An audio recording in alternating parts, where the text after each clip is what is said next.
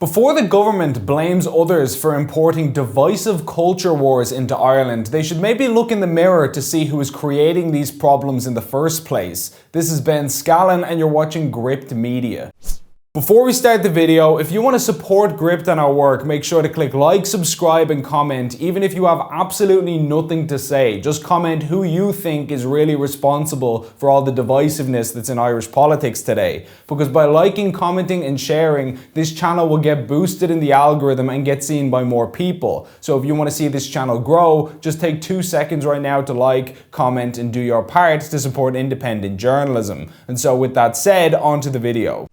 Just imagine for a moment if your children's school sent out a newsletter in which they informed you and other parents that they were going to teach your kids about astrology and zodiac star signs as a new school subject. Imagine if they said that teachers would be spending hours a day educating your kids about how they shouldn't marry a Gemini if they're a Sagittarius because they would have bad luck during the vernal equinox or something. So total delusional crap, in other words. And imagine that all of this was being taught to your impressionable young kids as if it was hard science and fact. Now, what would your reaction be as a parent in that hypothetical scenario? Would you, for example, complain? Would you make a fuss? Would you insist that your children shouldn't be taught falsehoods by authority figures? Well, you would better not complain, because in that scenario, you would be creating what the Irish government calls a culture war. By objecting to your kids being taught garbage, you are creating a conflict apparently, and you are the problem. You should instead allow crazed ideologues with unhinged, unscientific beliefs to railroad your children with their own personal brand of deranged propaganda and not utter so much as a word of objection. Now, luckily, nobody in Ireland is proposing teaching zodiac nonsense in schools, and thank God for that.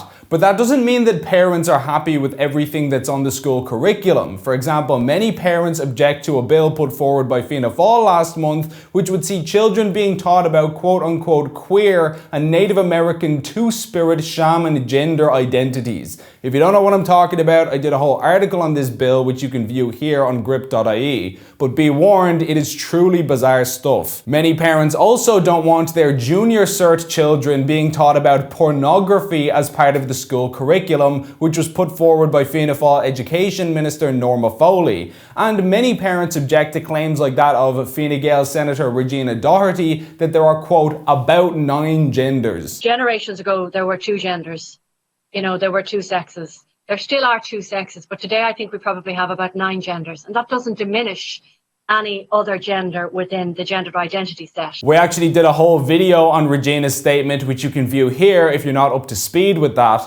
But if you ask Fine Gael, you are the problem for objecting to any of this. As Alan Farrell TD said in a recent statement, "We are beginning to see greater organisation and mobilisation of extreme groups in Ireland. They are attempting to import culture wars around gender, immigration and education. This is something that we have seen in other jurisdictions in Europe and further afield, where groups with extreme views are gaining political and social influence. I do not believe that the vast majority of Irish people support these views in any way. However, we cannot tell ourselves that it can't happen here. Nobody in Ireland is served by the divisive rhetoric peddled by extreme groups who prey on people's insecurities. We must all be champions of progress and address the problems we face by working together, not pitting individuals against one another." Ooh. So apparently extreme groups are attempting to import culture wars into Ireland around issues like gender, immigration and sex ed.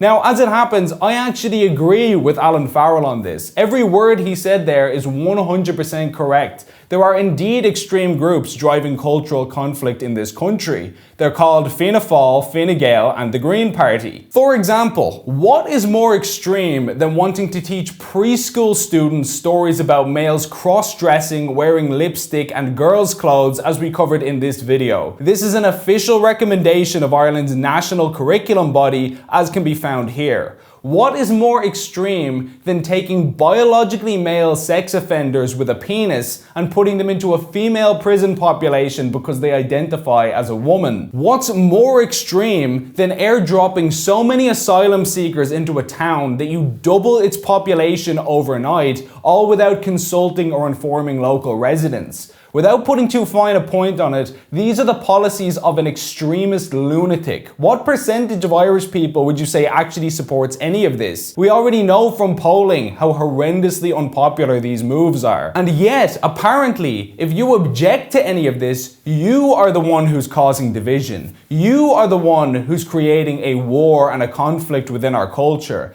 Not the people who are trying to radically transform society into a bizarro dystopia that most people find repugnant. It's the people who complain that are the issue. When politicians and journalists say that they don't want a culture war, what they mean is, we don't want you to object to the insane things that we're doing to your country and your community. Stop struggling so much while we ram our weird agenda that you never asked for up your arse sideways. That's what they actually mean. That is, in fact, what the so-called hate speech law is really about. It's been said before, and it should be said again, hate speech is just code for speech that the government hates. In truth, that's all it has ever meant. Censorship, censorship, and more censorship. And that is why we have government politicians on the news threatening to use these laws against the public over illegal, legitimate protests like the one in East Wall. What's going to come of these protests? So this is say the second protest that's happened in this one instance, but we know that in other areas, in other places around the country, that there are similar concerns being voiced. I mean, what does government do about it, notwithstanding,